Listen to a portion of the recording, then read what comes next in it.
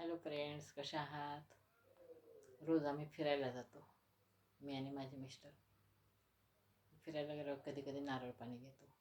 आज नारळ पाणी घेतलं तर त्या नारळ पाणीवाल्यासोबत चर्चा केली.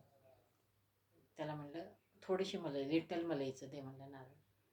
त्याने दिलं. मग माझ्या मिस्टरांनी त्याला विचारलं की तुम्हाला कसं कळतं पाणी कशात आहे आणि हे मलाई कशात आहे, कोणत्या नारळात आहे? त्यानं काय उत्तर दिलं ते ऐका. त्याने काय म्हणते, साहेब म्हणला मी 23 वर्षापासून याच्यात आहे म्हणला, काम करतोय नारळाचं. जेव्हा नारळ 7 रुपये किमतीला विकलं आणि आज नारळाची किंमत काय आहे बघा, 70 रुपये. आणि त्याच व्यवसायावर त्यानं आपल्या 2 मुली, ट्विन मुली आहेत म्हणला मला, आणि इंजिनिअरिंगच्या 3rd इयरला आहे. आता फक्त 2च वर्ष काम करायचं म्हणे मला, नंतर मी फ्री आहे म्हणे.